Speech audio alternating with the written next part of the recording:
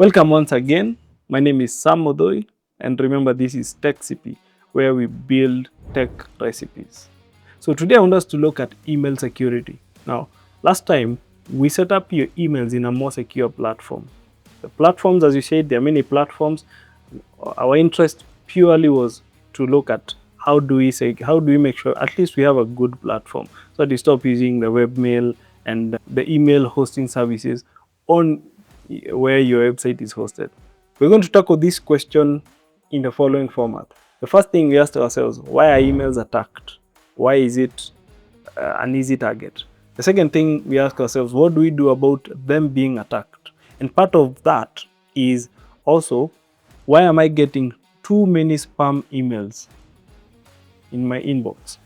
And then finally, we'll answer some questions that some of you have already posted, and I'll give you my conclusion. Okay, so let's get right into it. First thing you need to know is that the emails is a front door to your company, right? So the world will access somebody in US or whatever, they're going to access you through the emails and your website, but that's a topic for another day. So what do we do about that? Here we're just going to talk about two basic things. The first thing is you need to have two-factor authentication. Now, I know this is not, we are Techcipe, so we do not do lectures. We do practical things. So I'm going to take you to setting up two-factor authentication for the mailbox that we set up. And also, I'm going to show you how to create a strong password. If you want more about the password management, check out the other video where we talked about password vault and managing the passwords. And we're going to explore that series as well, so feel free to look at it. So once we understand that, second thing we ask ourselves is what do we do when we get spam emails? People say you're getting too many spam emails, so it is two-way. You may be getting too many spam emails, or whenever you send your emails out, emails go to spam.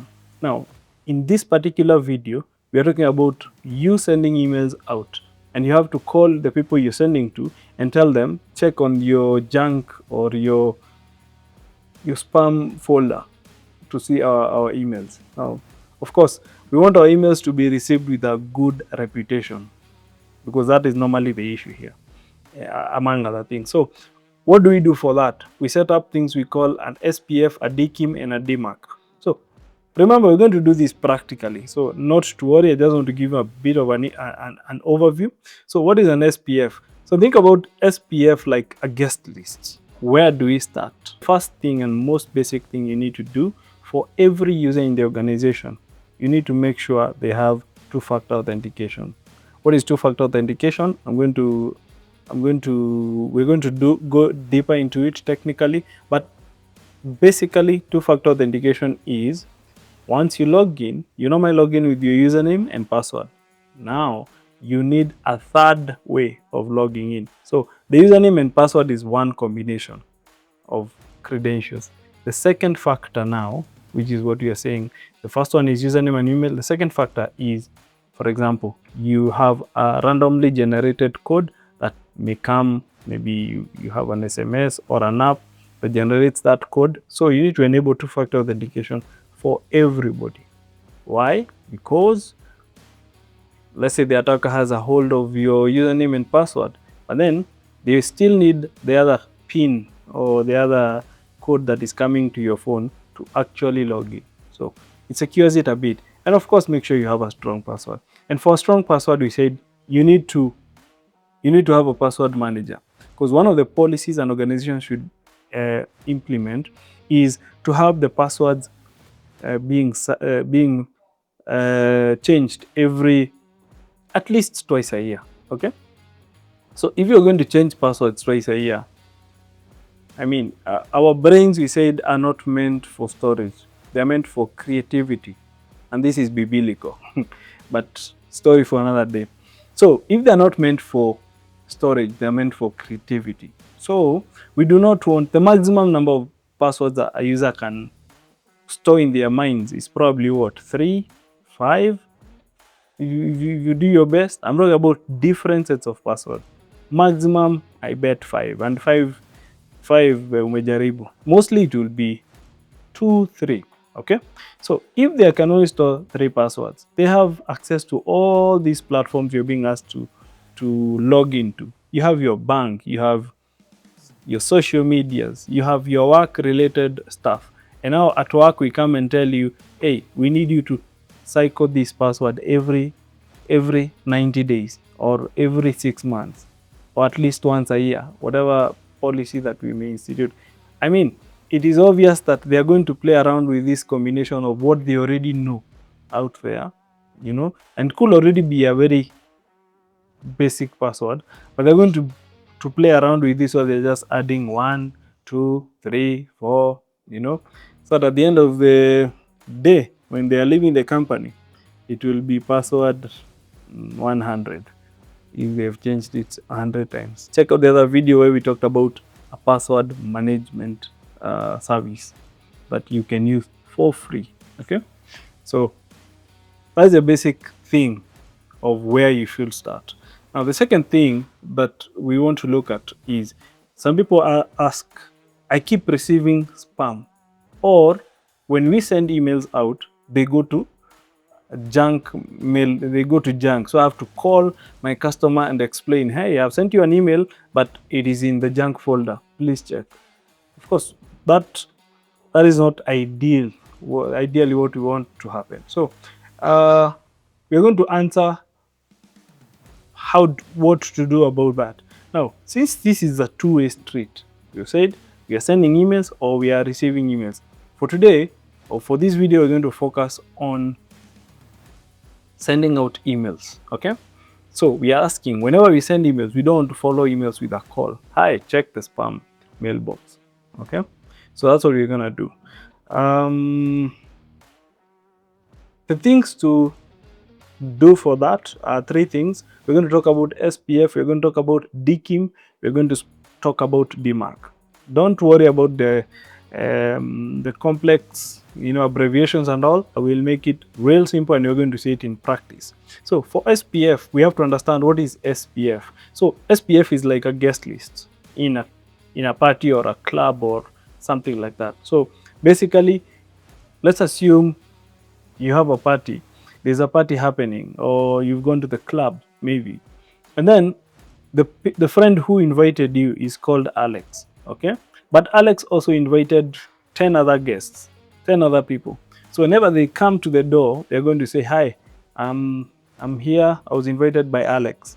Now, Alex cannot possibly have know how many people, you know, all the 10 names, even if he was told. So he has a guest list. So what is Alex gonna do? He's going to check. So you said you're who? You're Chris.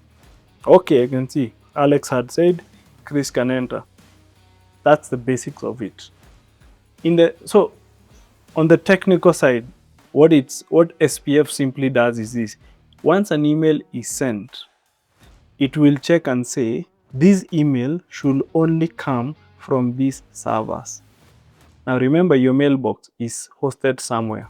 So if it is hosted by Microsoft, our domain is hosted. So let's say what we set up, sam@Techcipe. Okay, we set up sam@Techcipe, techcipe.com.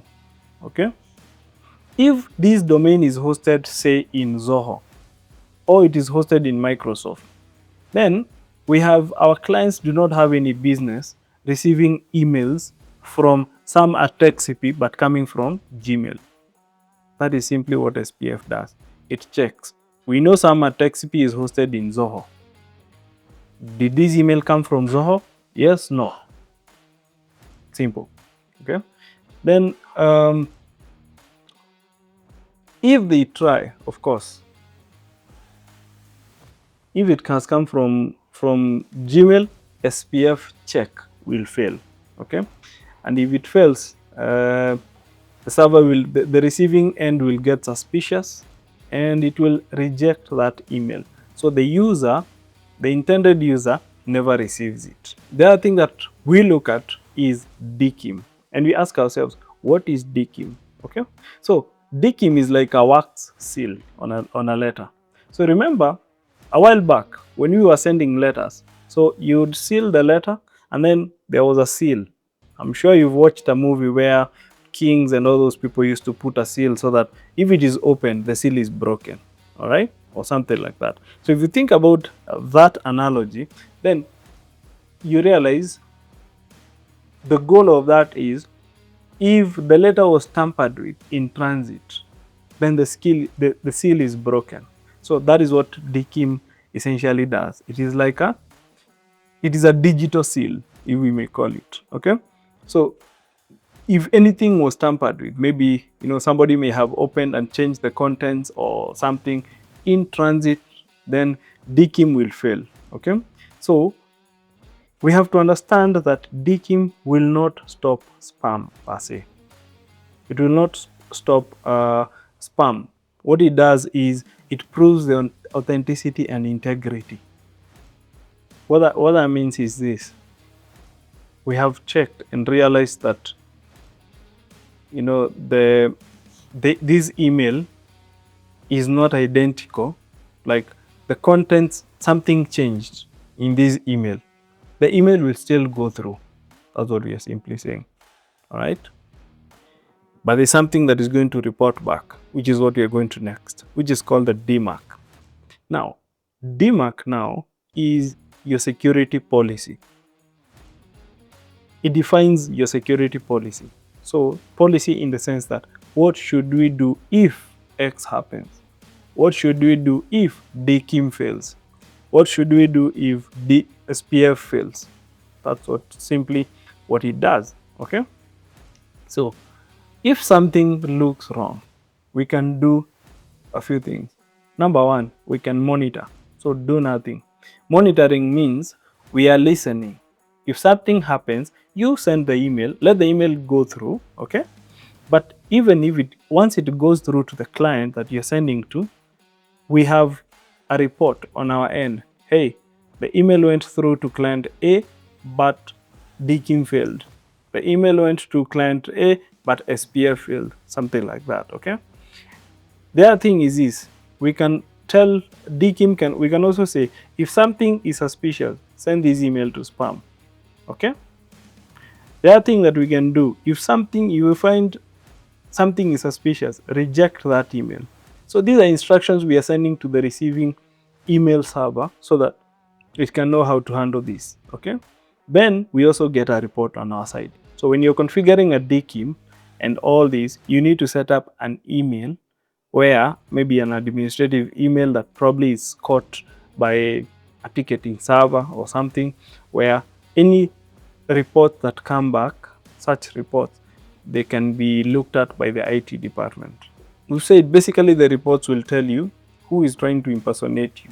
We ask ourselves a question, what if I have done all that? My configuration is good, my DKIM, SPF, DMARC is okay, but I'm still getting spam. My emails are still going to spam, sorry. Why is that? So you have to understand, if that happens, there are several things that could be at play here. Number one, say you have a new domain. So if you register a domain today, then the world does not know you. You do not have a reputation. So it's something we call a reputation. The longer the domain is in existence, it builds trust. In this sense, let's say you register a domain today, okay? Or people register a domain today and they start sending thousands of emails to people, spamming them, basically, spamming their advertisements and all that. So even the systems are engineered such that they are cautiously listening. They do not know. You've just come into the game. We don't know what you're about to do. So that's why your emails could be going to spam. That is one thing. So with time, it's going to correct itself automatically as you gain reputation. The other one is IP reputation. Now, where your server is hosted, it could be a shared host. Okay? So if it is a shared email server, remember kwenye tumekutoa in the other video, you went and bought a domain, okay? Once you bought a domain, then your hosting service told you, hey, we can host your website, okay? And when they hosted your website, they also gave you a package for maybe 2,500 or 5,000 per year. He told you pay 5,000 per year. We'll host. We'll give you a website. We'll help you set up a website environment for you, as well as give you many emails. Okay, so you paid 5,000 for this service per year. It could even be cheaper. It could even be 2,500 Kenya shillings, right? Now, guess what? The server where this stuff is happening, you're not the only one, because whatever you're paying cannot really make any business sense to be hosted in a dedicated server. So you're in a shared space.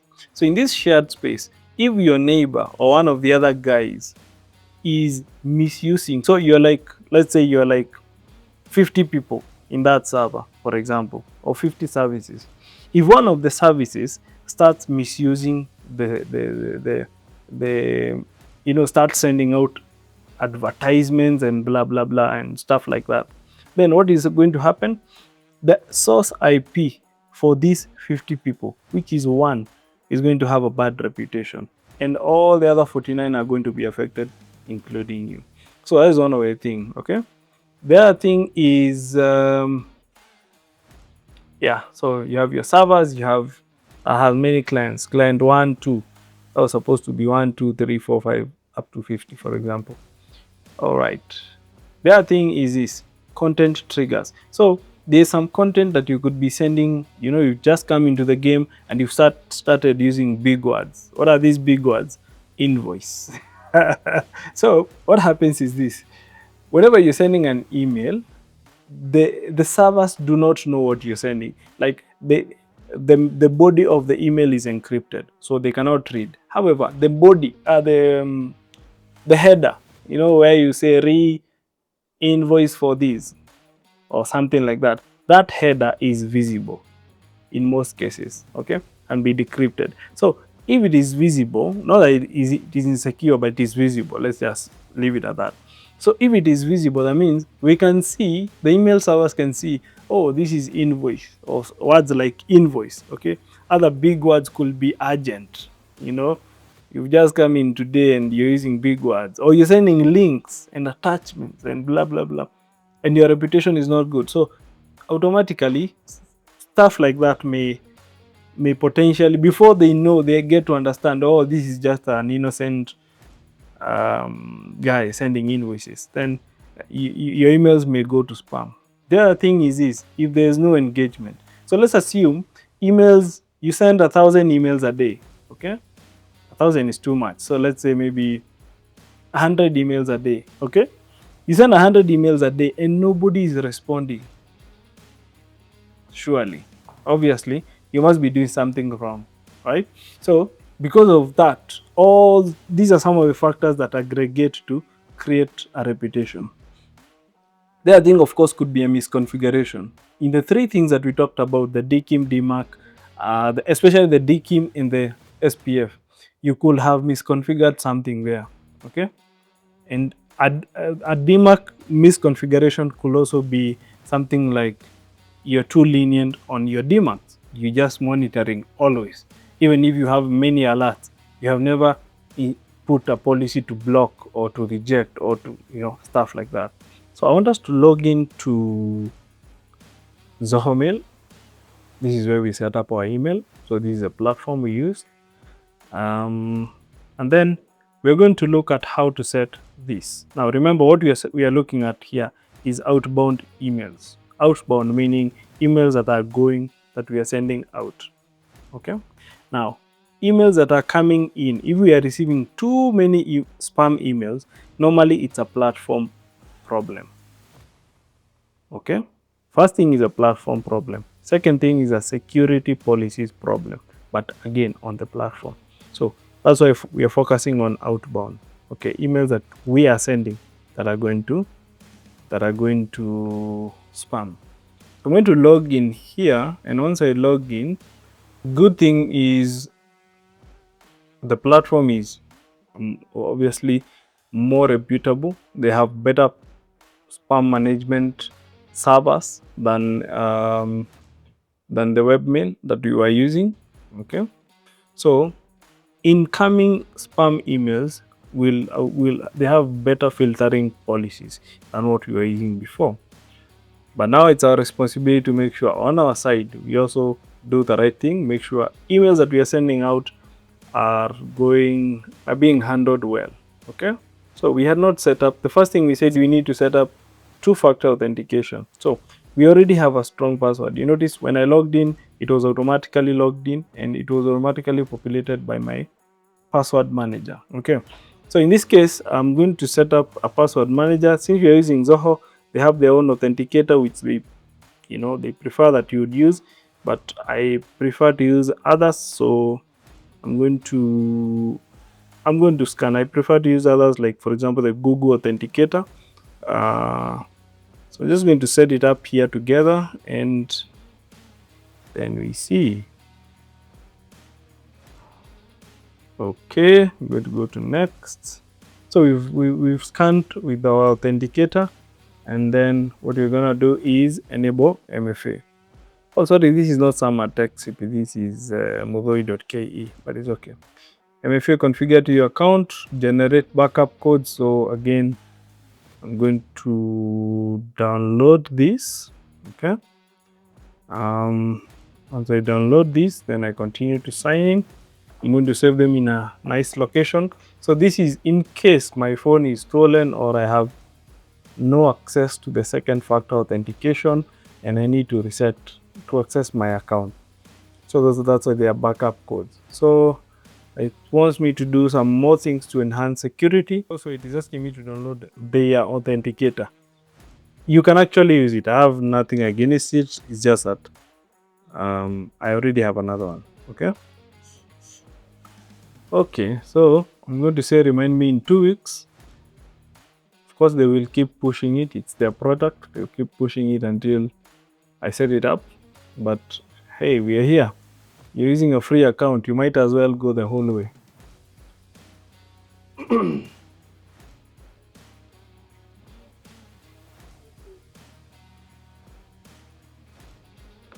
Okay.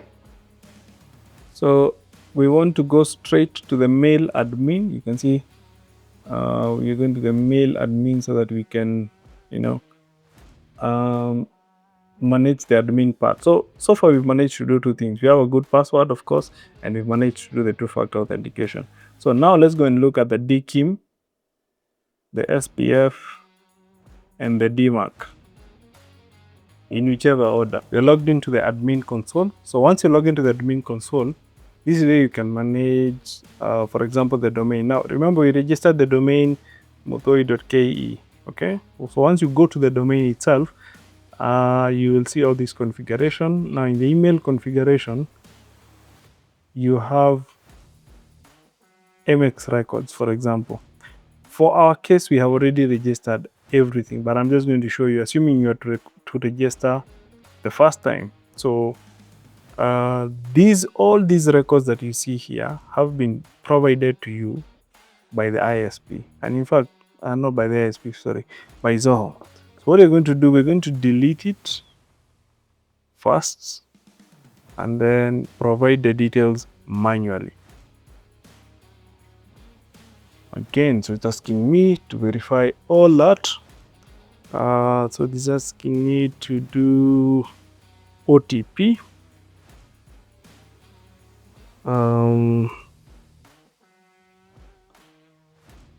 OTP is Modoi. Okay, Modoi.ke. I'm going to paste it there.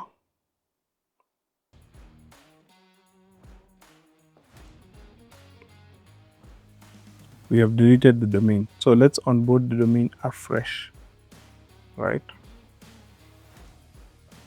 So deleting the domain, we need to go. So for us, we're using Cloudflare. So I need also to log into Cloudflare, and I'm going to paste from the password manager. So we're going to paste to log into Cloudflare from the password manager and see what we are going to do. So that is on this side. The process of registering a domain is for adding the domain here, you first of all put the domain, which is mudoi.ke, and then once we add it,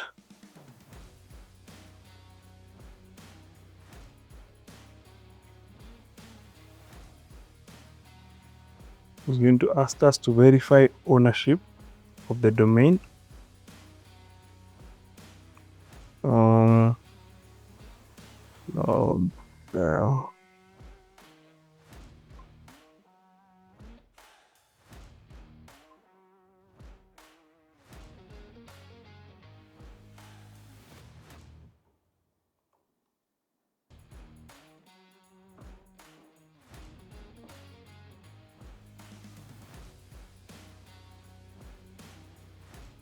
So when you're verifying the domain, what you need to do is add a TXT record or a CNAME or a HTML file to the website. Now, if HTML site is a long shot, because now that means we are going to the front end, we're going to the website itself and has to be related to the front end of the website.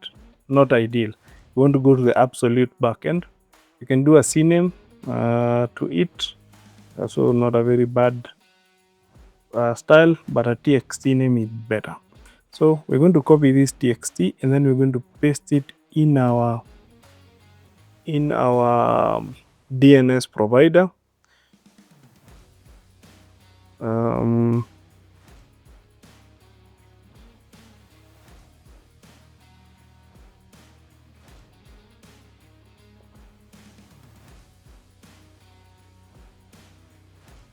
So as we said, for us, we're using Cloudflare. So once you're logged into Cloudflare, then this is where you add your records. So we had just deleted the domain. So we have obviously other, records. So that is how you configure email security. Remember, what we've done secures your emails going outwards. Okay, anybody receiving your emails will receive them in a secure way, and make sure that your reputation continues growing. Thank you so much for being with us.